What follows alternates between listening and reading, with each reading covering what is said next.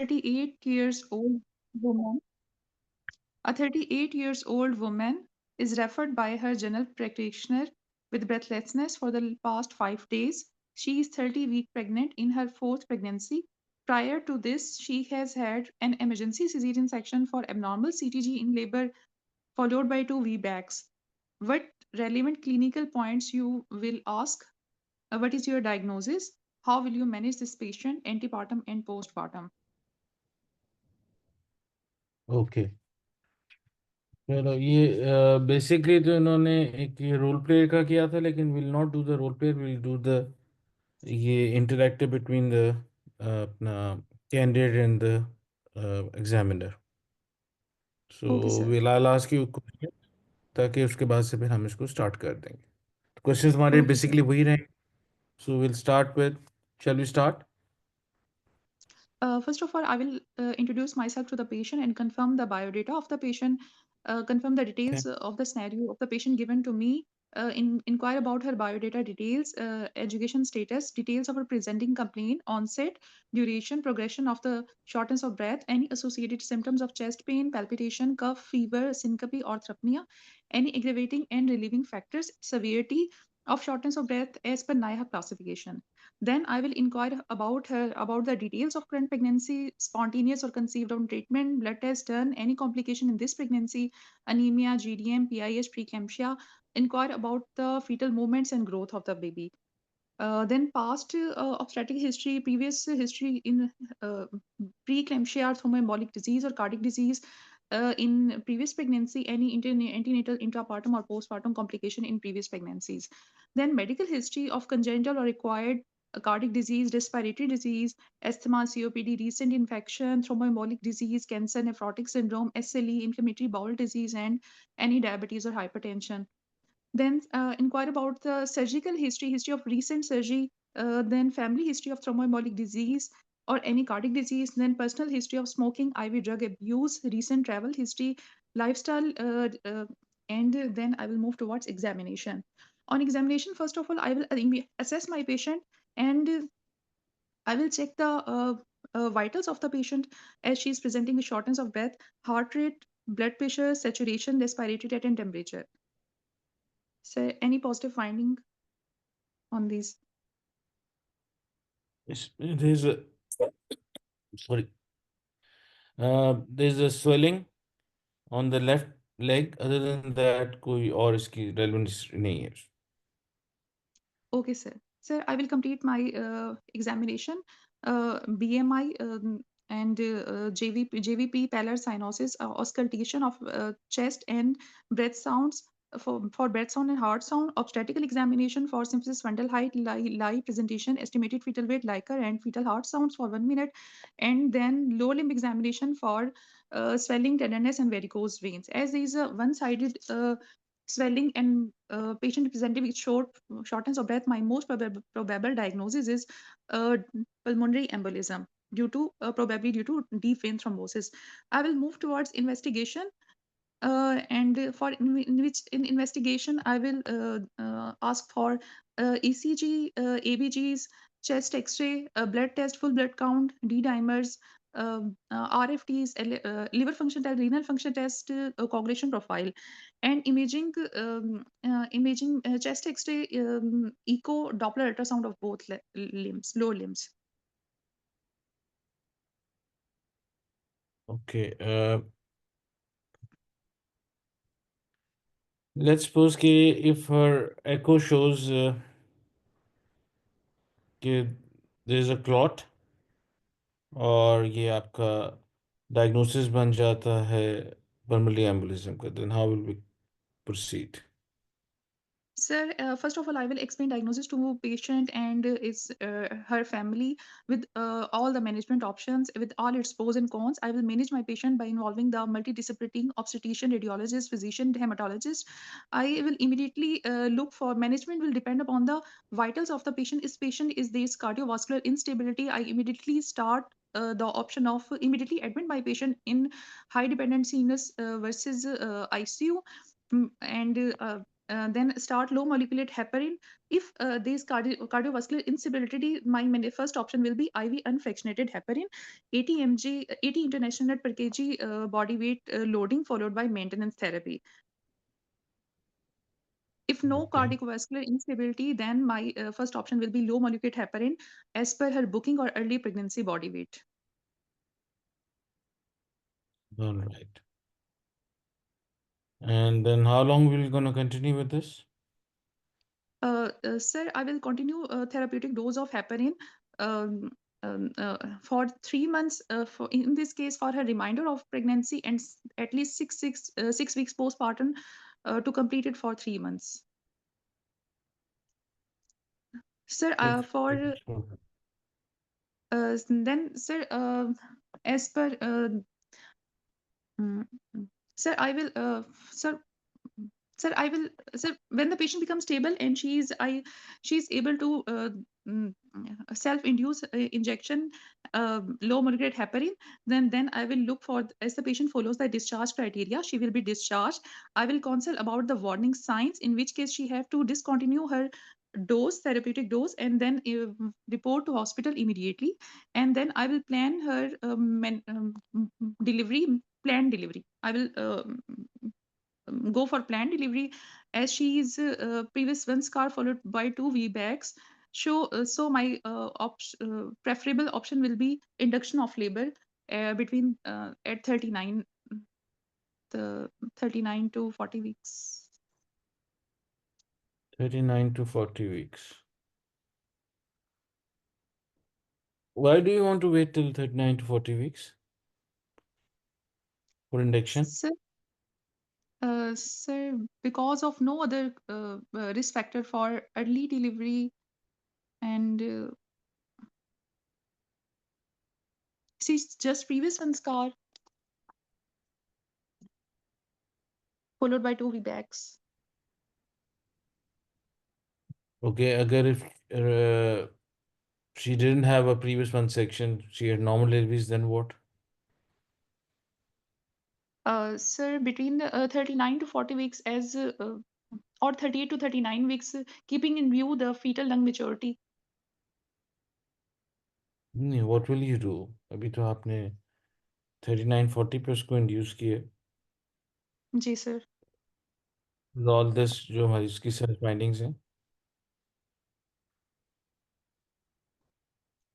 Sir And you up to said कि 40. Sorry आपकी आवाज़ कट रही बेटा. Sir, sure, sir, up till 40 weeks. नहीं मैं तो I'm asking you why you waiting till 40 weeks? Uh, Sir, What keeping is in the view the rash? sir, she has just one risk factor, and she does not have any other risk factor for early delivery. What is the risk factor? Sir, antenatal venous thromboembolism. तो उसको इस risk factor को ख़त्म करने के लिए how do you gonna plan to finish this risk factors? Sir, इस risk factor को खत्म करने के लिए what should we do? Sir, I will continue therapeutic dose of low molecular heparin, and then plan delivery. And sir, time of delivery, sir, sorry, my concept is not clear regarding this uh, for this patient. What do you mean कि your concept is not clear? Patient आपके सामने बैठी है और she is asking कि जी आप मुझे कब डिलीवर करेंगी, and you are gonna tell the patient you don't know कि when you gonna deliver this patient. Sir, I think I should deliver between 39 to 40 weeks, keeping in view fetal lung maturity and also avoiding the risk of post-pregnancy, post-term. Okay, what is the harm of delivering her at 38 weeks? Sir, sir, more chances of uh, in chances sir failure of induction of labor. You are afraid of doing a failure of induction of labour, okay, क्योंकि अभी आप तो normal deliver कर रहे हो। जी sir. अच्छा, let's suppose आप अगर think of, if you go to that side कि if you planning to do a normal delivery, then what will you do with the heparin? Sir, heparin. Okay. Sir, low molecular heparin, I will immediately stop the therapeutic dose 24 hours before the induction of labor and convert to its subcutaneous or IV heparin, keeping in view the risk of hemorrhage and thrombosis in this patient. And then, sir, IV heparin will be stopped for at least 6 hours during labor before delivery, how do we keeping in no view कि the we have, अभी तो हमने induce किया है बेटा, तो how do you predict कि the patient is gonna deliver within sir, keeping अपना 6? Sir, actually, low volume molecular low molecular heparin will be shifted to or subcutaneous heparin, and that IV heparin, and that will be stopped depending upon the progress of labor and bishop of the patient. If she is in active labor, that will be stopped. So once she goes into active labor, then what will you do? Sir, I will stop the IV heparin if she is in active labor and delivery is anticipated in the next 4 to 6 hours. And then after delivery of the patient, she will be active management of third stage of labor will be done. And after delivery, keeping in view the either she is high risk or low risk for PPH and uh, observing her for signs of PPH. If she is low risk, then can be started for 6 to 12 hours after delivery. 6 to 12 hours after delivery. Okay, then after delivery, what will you do? Sir, low molecular heparin, sir, it will be started and then I will continue. Sir, then it will be switched to low molecular heparin, and low molecular heparin will be continued for then on after 5 to 7 days of delivery. I will add heparin. Oh, sorry, warfarin. I will add warfarin. Keeping view, sir, delivery के बाद post. आप for the next 5 days आप you'll keep her on heparin.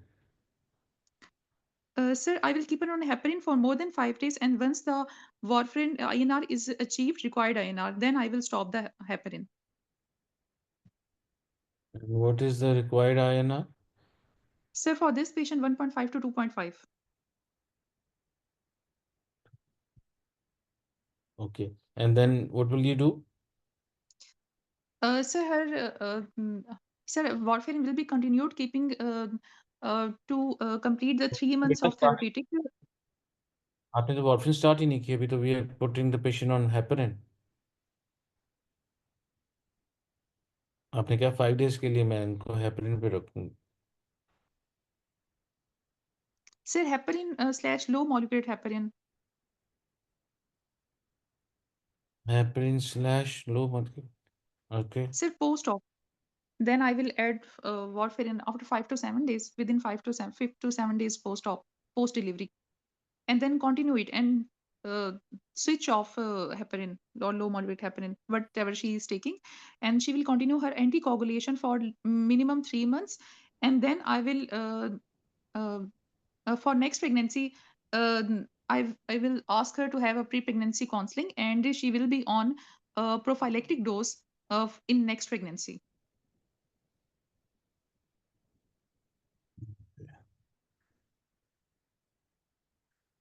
चलो थोड़ा सा हमने time भी over ले लिया। ओके, अच्छा, मुझसे आपने ये सारे सिनारियो के अंदर ये पूछा कि इसकी LMP EDD कहाँ तक थी?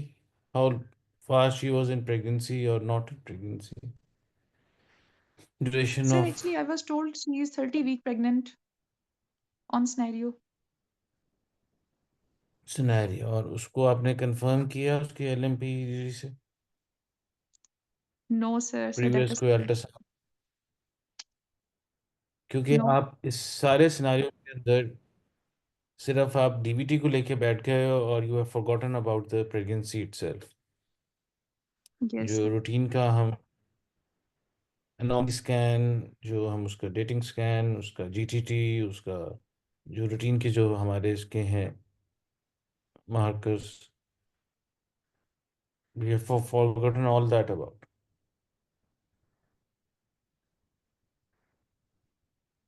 जी वो सर। क्या इंपॉर्टेंट नहीं था? बिल्कुल sir, sir I forgot. Okay. Secondly, जो पेशेंट जिसको इतना हाई रिस्क पेशेंट है, I don't think so there is any justification of going beyond 38 weeks. अगर आपने उसको स्टीरॉयड जो सारा कवर बीच में लगा के अगर कर दिया है, तो फिर there is no point of doing going beyond 38 weeks. And because she already had a previous one section, what you can say is at 38 weeks,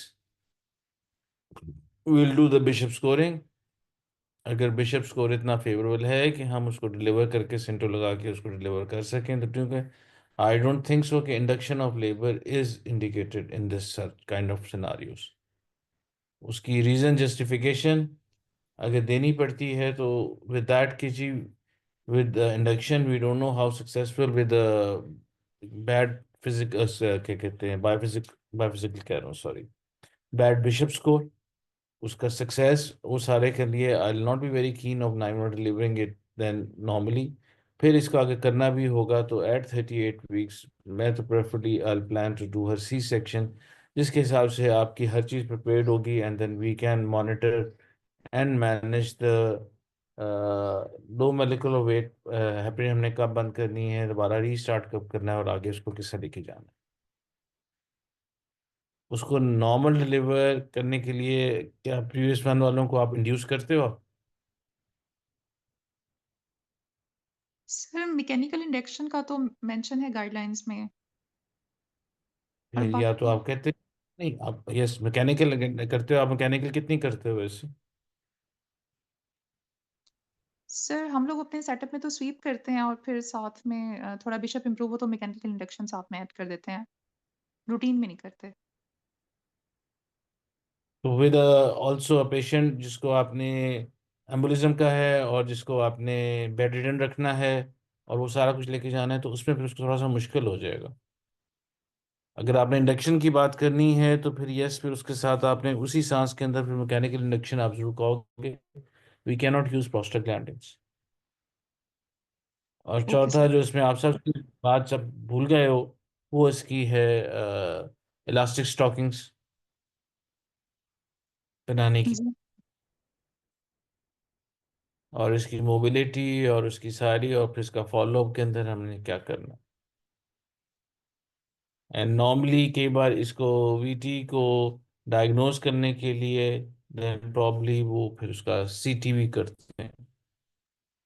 in this case because she is pregnant, तो you can do अ सीटी if required. अगर एको पे confirm नहीं होता तो then you will do it with a shield and, क्योंकि 30 weeks पे तो उस पर आप वो शील्ड रख के फिर then you can do a CTP to figure it out कीजिए बाकी इसका बीटी है कि नहीं है, और देन उसके अकॉर्डिंग। तीसरा, आपने family history of thrombo embolism का नहीं पूछा। चौथा, इसको चेस्ट पेन भी थी साथ, तो उसकी इवैल्यूएशन के लिए इसकी कार्डिक इवैल्यूएशन भी कंप्लीट होनी चाहिए। और अगर इतनी सवेर उसको है तो देन प्रॉब्ली एमआई को भी रूल आउट इसमें आपने अपनी हिस्ट्री के अंदर ज़रूर इसको करना by doing probably drop I. Sir जी sir. Sir okay sir. Sir investigation तो मैंने नहीं कराई सर, एक्चुअली हिस्ट्री हिस्ट्री पे मैंने पूछा था उसमें ना चेस्ट पेन, पैल्पिटेशन, कफ, फीवर, सिनकपी, यानी इसमें रेस्पिरेटरी कॉजेज़ को भी रूल आउट किया और कार्डिक को भी। देखो रेस्पिरेटरी तो आपने चलो एग्जामिनेशन में करके उसकी चेस्ट सुन ली, जिसमें जी आपने सर। उसकी चेस्ट के अंदर में दी हुई थी फाइटिंग्स जो आपने पूछी नहीं, इसलिए मैंने बताई नहीं आपको। जी सर। सो तो ऑब्जेक्टिव इसमें सारे में है कि नंबर वन, जब भी आपको इस तरह सिनारियो दिया जाए तो then you don't have to only focus on the medical issue, you have to take the pregnancy along with it, बिल्कुल सर। और तो आपने रूटीन की अपने सारी चीज़ें करनी है।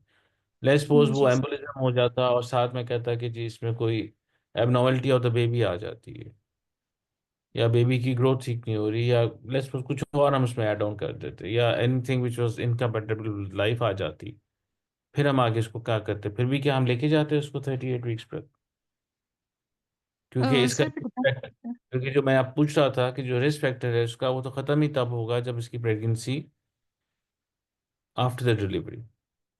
अच्छा सर, मुझे समझ आ गई अभी। इसीलिए फिर then you don't need to take another 1 week risk, अगर आप वहां तक उस तक ठीक ठाक खैरियत से पहुंच जाते। Okay sir.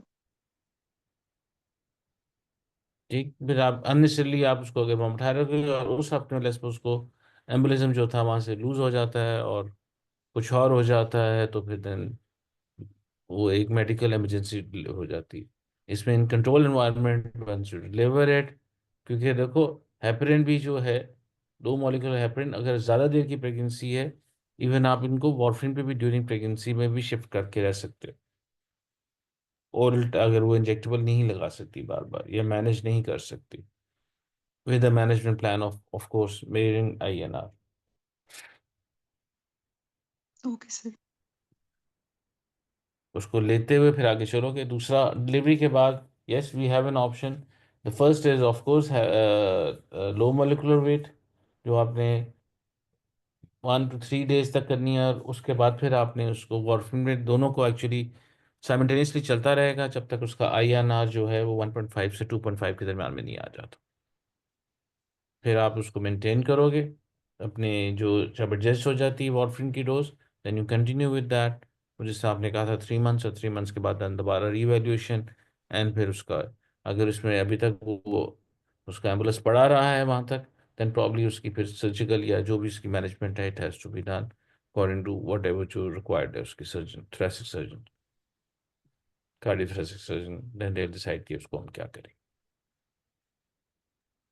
Okay sir sir.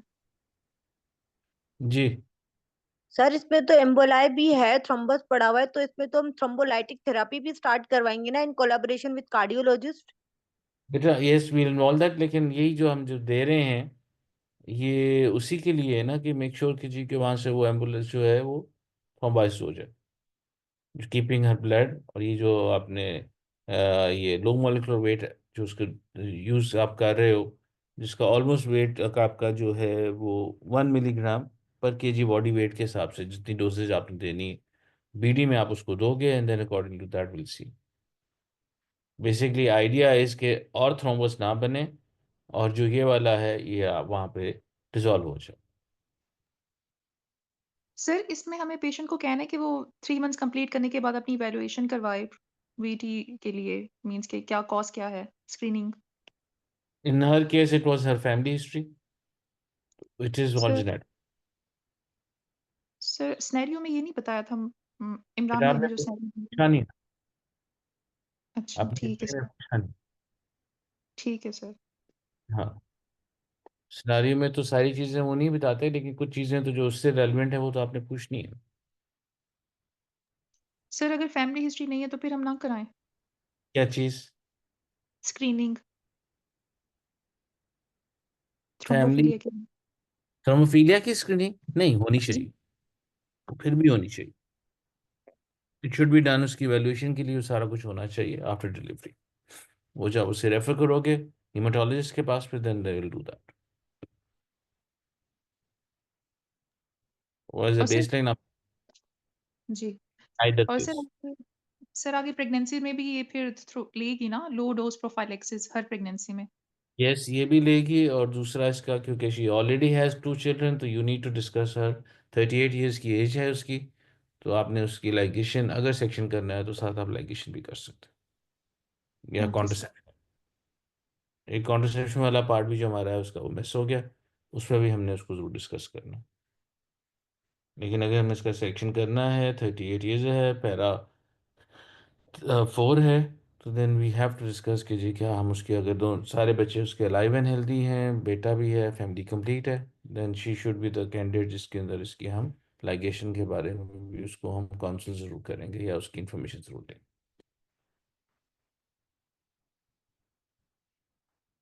Otherwise then we have to make sure कि कौन सी इसको कॉन्ट्रसेप्शन दे सकते हैं, या कौन सी कॉन्ट्रसेप्शन ये यूज़ कर सकती है और कौन सी नहीं कर सकती।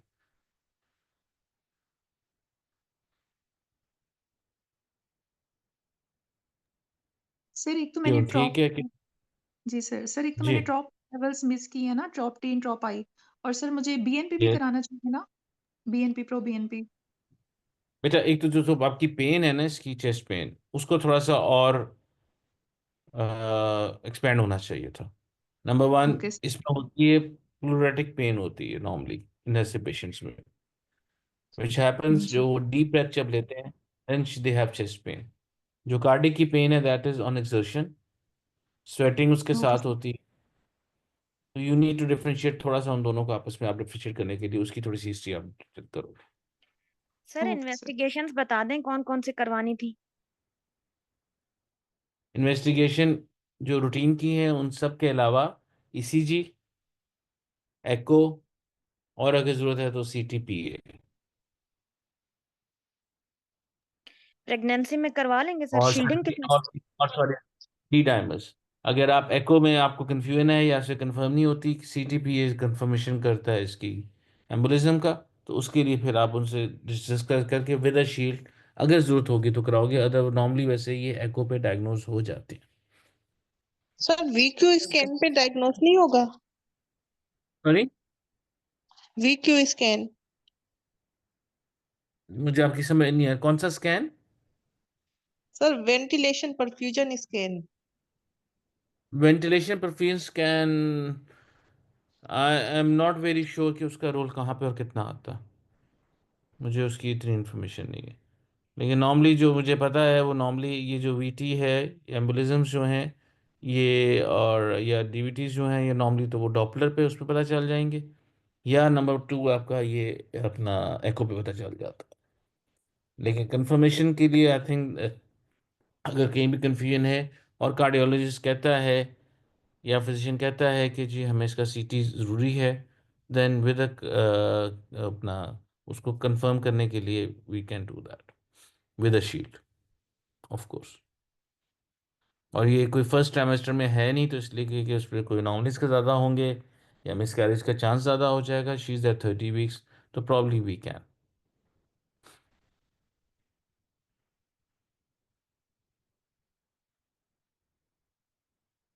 ठीक। और इसमें कोई क्वेश्चन हो आपका? सर इसमें रेस्पिरेटरी कॉज को थोड़ा सा रूल आउट करना चाहिए, जैसे प्लूरिसी या प्लूरिटिक पेन। Yes, बिल्कुल, क्योंकि जो उसमें हो रहा है तो आपने वो ज़रूर हो जाएगा, वो आप थोड़ा सा ऑस्कल्टेशन पे कर सकते हो। इसमें जो उन्होंने दी हुई थी फाइंडिंग, उसने दी हुई थी कि आपके लेफ्ट साइड पे वो प्लूरल रब है, एक साइड ऑन ऑस्कल्टेशन। देखो, जब आप शॉर्टनेस ऑफ ब्रेथ के साथ आ रहा है तो आपने यही तीन चार कार्डिक और पल्मोनरी या अपना अनीमिया के कॉजेज जो हैं वो आपने जरूर कर देने। उसके बाद फिर आपको जो भी होगा उसके बाद फिर then you can always can move on to whatever, और उसके हिसाब से ही अपनी आप मल्टी डिसिप्लिनरी टीम बनाओगे, उसी के साथ लेके फिर आप आगे चलोगे।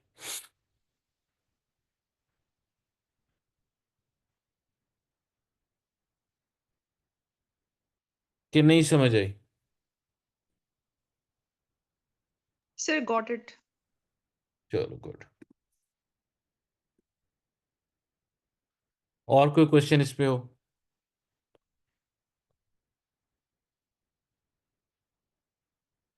Anything else you want? लेकिन अगेन मैं दोबारा इसको एम्फेसाइज कर दूं, जो आपको पहला 1 मिनट मिलता है जब आपको क्लिनिकल सिनारियो मिल जाता है, जब आप उसे पढ़ रहे होते हैं, डोंट हरी इट, आप उसको तसल्ली से पढ़ के थोड़ा सा अपने जहन में ऑर्गेनाइज करो, एंड उसके सेलिएंट फीचर्स ज़रूर उसमें लिख के दो। जैसे इस वाले केस के अंदर आपने एक साइड पे प्रेगनेंसी को लिखना है और दूसरे में जो भी इसकी शॉर्टनेस ऑफ ब्रेथ है उसके हिसाब से उसकी सारी चीज़ें लिखी जानी। And for pregnancy, yes, you will confirm her LMP, EDD, dating scan and anomaly scan, क्योंकि 30 वीक्स पे आ गया है। प्रीवियस इन्वेस्टिगेशंस के अंदर GTT, प्रीवियस हमने जो नहीं पूछा, प्रीवियस प्रेगनेंसीज के अंदर तो कभी पहले ये प्रॉब्लम नहीं हुआ था कि नॉर्मली अगर उसको इस प्रेगनेंसी में हुआ है तो वो। और तीसरा उसकी एक्टिविटी नॉर्मली कितनी थी, क्या वो बेड रिडन थी, किसी वजह से कोई चोट लगी हुई थी, या वैसी टायर्ड थी, या अभी नॉर्मल वो क्या, क्योंकि ऐसे पेशेंट जो एम्बुलिज्म वाले होंगे, एक तो नंबर वन ज़ाहिर है उनका बीएमआई ज़्यादा होगा, नंबर टू थोड़े से उनकी एक्टिविटी नॉर्मल से कम होगी या बहुत लिमिटेड होगी या रिस्ट्रिक्टेड होगी। फॉर कई बार ऐसा भी होता है कि प्रेगनेंसी के अंदर आपको वो फर्स्ट ट्राइमेस्टर के अंदर ब्लीडिंग या कुछ इस तरह का एपिसोड हो, then they are put on bed rest.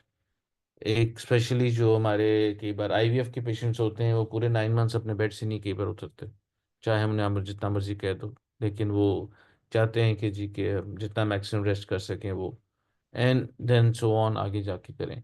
और एग्जामिनेशन के अंदर वही आपका इसके जो काफ की एग्जामिनेशन, पेन उसकी देखनी है, मूवमेंट पे कितनी होती है, एंड तीसरा duration of this shortness of breath की एकदम डेवलप हुई है, सडन हुई है कि ये सब्सिक्वेंटली स्लोली करके बिल्डअप होके आई है। And then we will decide कि जी हमने इसको किस कैटेगरी में डालना है, आइदर कार्डिक, आइदर लंग्स अपना, या किसी और अपना जो सिस्टेमिक कोई डिजीज है उसके पॉइंट ऑफ व्यू से। And then according to that will sit down and then evaluate and do that.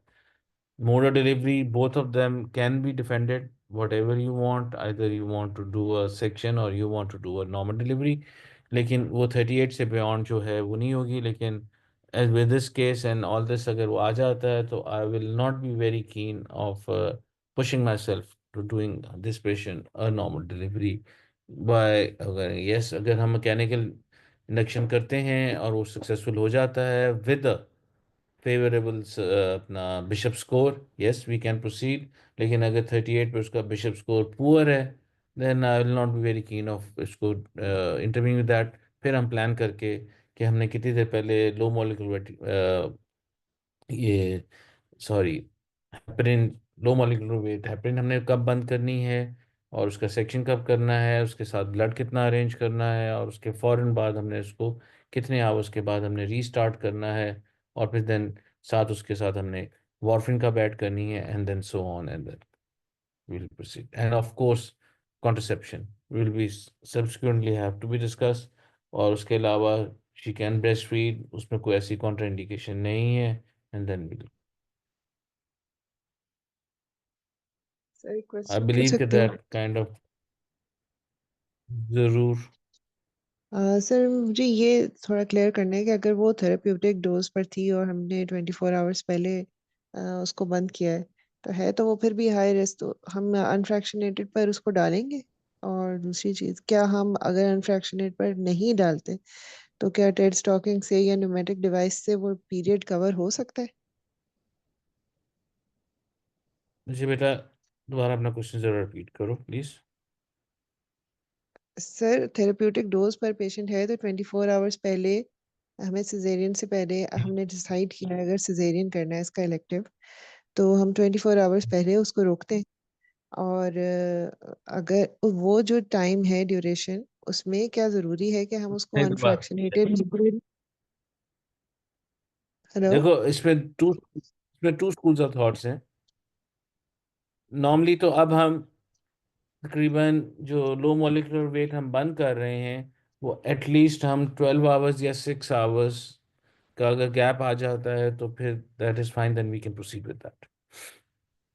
तो मैं 24 आवर्स के लिए नहीं है, जो लास्ट रिसेंटली हमने जो किया है इस तरह का प्रोसीजर, उसमें हमने इसको 12 आवर्स पहले हमने जो है लास्ट डोज जो है वो लगवाई है, and then we proceeded with the section, वही टाइमिंग हमने करने के बाद, एंड देन उसके बाद हमने जब उसको हो गया 8 आवर्स आफ्टर दिस, अगर ब्लीडिंग या उसका सब कुछ फोन ठीक है, कोई वैसे पीएच नहीं है, तो हम 8 आवर्स के बाद हमने दोबारा रीस्टार्ट कर ली। सर ट्वेंटी थेरेप्यूटिक पे फोर ही आवर्स बाद, series? Yes, keep on therapeutic dosing, क्योंकि जो इसकी हाफ लाइफ है वो इतनी जल्दी ख़त्म हो जाती है। वो डू दैट इवन जब इन्होंने एपिड्यूल्स वगैरह लगाने होते हैं या स्पाइनल वगैरह लगाना है, तो any patient who has more than 6 hours हो गए हैं उसको ये लो मॉलिक्यूलर वेट हेपरिन लगे हुए, तो उस पर वो लगा देते हैं। लेकिन इसको ज़रा रीकन्फर्म आप कर लो कि जी मेरा, आपकी बात बिल्कुल ठीक है कि अगर हम 24 आवर्स बंद करेंगे उसका, तो उस टाइम पे क्या उसको कुछ एम्बोलिज्म होने के दोबारा या उसकी कोई कॉम्प्लिकेशन होने के चांसेस बढ़ नहीं जाएंगे। और वो सिर्फ जो है, आई डोंट बिलीव जो इतना सीरियस केस है जिसको आपने इस पे रखा हुआ है, उसको आप सिर्फ ये क्या कहते हैं स्टॉकिंग्स वगैरह के साथ, I don't think so we can manage that. सही। जहाँ सर तक इसके मुझे अभी अलावा भी पता है, मैंने भी रिसेंटली हम्म, से पढ़ा था, या इस क्लास 10 से पहले, उसमें उन्होंने 24 आवर्स लिखा हुआ है। लेकिन मेरा अपना अंदाजा है कि जी 12 आवर्स भी गुड इनफ, आफ्टर अगर वो लग जाते हैं तो उसके बाद हम उसका सेक्शन करके उसको लेके जा सकते हैं। फिर ये कंफर्म जरूर किसी हेमाटोलॉजिस्ट से या एनेस्थीसिया वालों से भी, दोनों से आप कर सकते सर हैं। I try therapeutic to dose, ask. Sir therapeutic dose मेरे ख्याल से 12 घंटे पहले बंद करते हैं, थेरेपेटिक डोज। मैं नहीं, थेरेप्यूटिक 24 घंटे है और और जो लास्ट प्रोफाइलैक्टिक प्रोफिलैक्सिस है वो 12 है। 24 घंटे पहले। नहीं नहीं, ये नहीं है, 24 आवर्स सॉरी है I didn't get. Therapeutic dose. देखो थेराप्यूटिक मेरा अपना 24 आवर्स पहले करते हैं और 20 प्रोफाइलेक्टिक 12 आवर्स पहले करते हैं। थेराप्यूटिक ही 12 आवर्स खैर है इस यार। देखो थेराप्यूटिक की डोज ज्यादा होती है लेकिन ना, मुझे तो जब आपने हाँ वो सिजेरियन 12 करना 12 होता है आवर्स आवर्स है, तो पहले वो लगानी सही होगी। कह रही अब हैं, उसकी 12 डोजेज आवर्स है amount, therapeutic.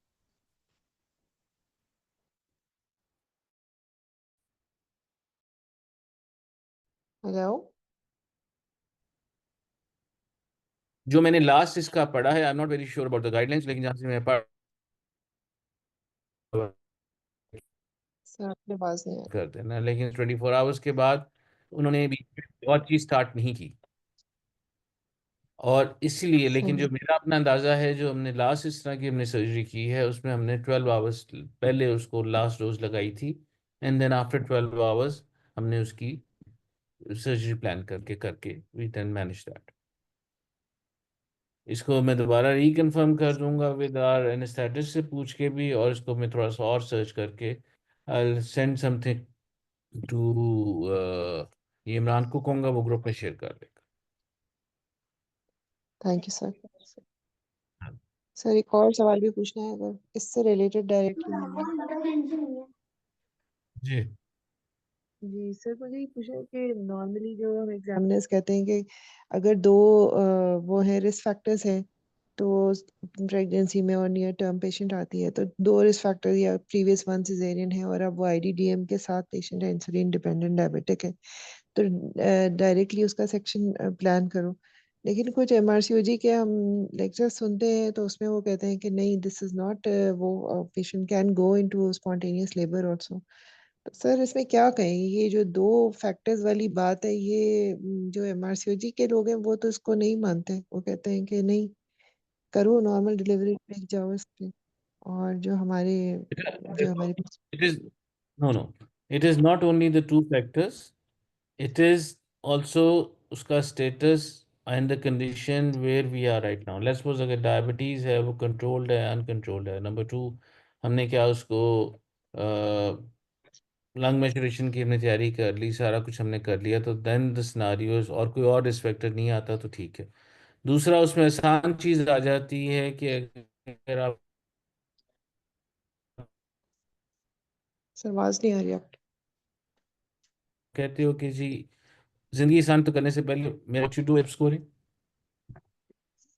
Bishop scoring, and अगर बिशप स्कोरिंग फीजिबल है या नहीं है, उसके accordingly the final decision has to be taken by the patient.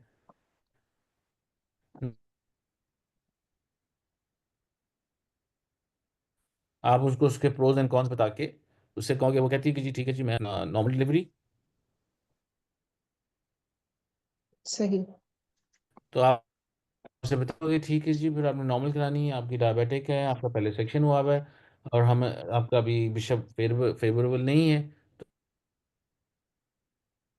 तो हम यहाँ तक वेट कर सकते हैं। सपोज ऐसा मरीज जब मेरे पास आता है, मैं उसे ये कह देता हूँ कि जी अगर आप स्पॉन्टेनियस लेबर में जाते हो, प्रीसन सेक्शन है, डायबिटिक है, बेबी का वेट इज ऑल राइट, और वो कंट्रोल्ड है, कोई ऐसा और रिस्पेक्टर नहीं, पेशेंट कंप्लाइंट है, उसकी ब्लड शुगर्स भी हमारे जो ये, एंड वो 38 पे कहता है कि जी कि मैं चाहता हूँ, तो हम उसे कह देते ठीक है जी, then this is the protocol कि हमने अपने इतने से के बाद आपका बायोफिजिकल कराना है, इतने के बाद हमने आपका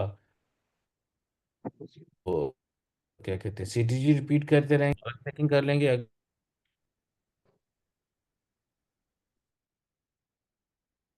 अगर आता है तो फिर व्हाट वी डू, उससे फिर हम उससे कहते हैं सॉरी, फिर हम उसको आपको इस तरह करके डिलीवर, अगर सेंटर लगा के कर सकते हैं तो यस वी कैन, अदरवाइज फिर हम आपका सेक्शन करते हैं। But final decision of the patient of the के जी हमने सेक्शन करना है, वो finally it has to be taken by the patient और उसके जो पार्टनर है। आपका काम उनके अंदर रख के आपने सिर्फ से गाइड करना है, अंडरस्टैंड, क्योंकि बहुत ज़्यादा ऐसा हरकत हो जाए जिसमें आपको कि नहीं ऑप्शन नहीं है, देन यू टेल देम, लेकिन ये और फिर उसको करना ही करना है कि जी कि हाँ जी प्रीवियस वन के साथ ये प्रॉब्लम नॉर्मल चाहते हो कि उसका सेक्शन करोगे, या उसके परसेंटेज फर्क आ जाते हैं कि जी हाँ जी इवन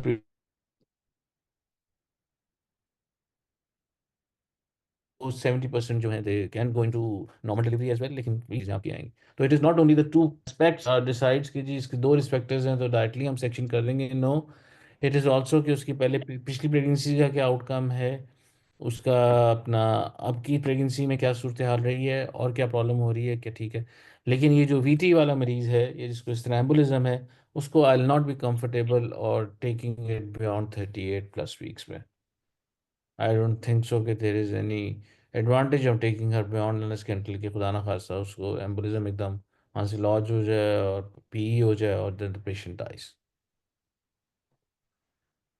सही, thank you sir, thank you very much. Sir इस पेशेंट को एडमिट कब तक करेंगे हम लोग? बेटा पहली एडमिशन तो जब तक इसका ये एक्यूट वाला फेस नहीं ख़त्म होता, जब वो आई है, उसका सांस उसकी हर चीज़ वो ठीक नहीं होती, उसके बाद वो कितनी कंप्लाइंट है, इंजेक्शन खुद लगा सकती है कि नहीं लगा सकती ये पता चलेगा। और अगर वो सारा कुछ कर सकती है और वो आपके हॉस्पिटल से या कहीं से ज़्यादा कोई बहुत ज़्यादा दूर ट्रैवल करके नहीं आई हुई, then you can even send her home and call her as per requirement of this. लेकिन minimum is of weekly visits till we go to one point कि जहाँ पे हमने उसको एडमिट करके डिलीवर करना है, और उसके सारे ब्लड वर्क साथ उसके साथ होते रहेंगे। Okay sir. Excuse me sir. जी सर ये एक एमआरसीओजी के लेक्चर थे, उनमें उन्होंने बताया था कि ना ये very high risk for the thrombo embolism है ना, तो उसमें जी आप unfractionated heparin 4 hours before surgery भी दे सकते हैं। यानी वो 24 आवर्स का, यानी वेरी हाई रिस्क पेशेंट जिनमें थ्रोम्बो एम्बोलिज्म का है रिस्क।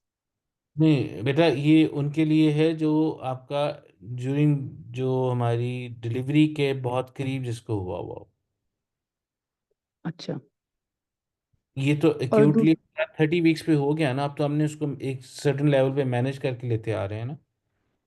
जी लेकिन मैं जिसने आपको कहा कि ये अनफ्रैक्शनेटेड जो हेपरिन है, ये 6 आवर्स तक भी लगी हो तो हम उसकी कोई मेजर सर्जरीज या कुछ भी करना हो या इवन एपिड्रोल लगना हो या उसका स्पाइनल लगना हो तो वो लगा हो जाता।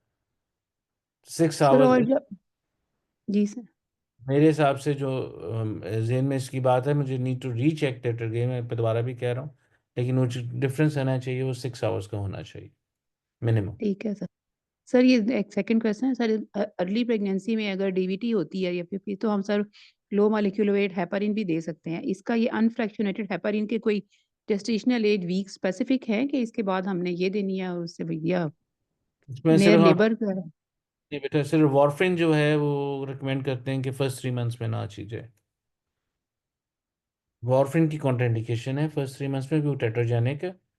उसके अलावा ये हेपरिन की और लो मॉलिक्यूलर वेट की दोनों की कोई जेस्टेशनल एज के साथ इस तरह की कैटेगरी में नहीं आती ड्रग। ठीक है sir, thank you sir. Sir इसमें एक और चीज़ ये पूछनी है कि अब वो 30 वीक्स पर है पेशेंट और 30 से 36 वीक्स के दौरान हम इसको वॉशरूम पे भी डाल सकते हैं कि वो एक बेहतर मेरा ऑप्शन है। ख्याल है डाल सकते हैं, आई थिंक अगर वो कंफर्टेबल है और she doesn't want to take injections.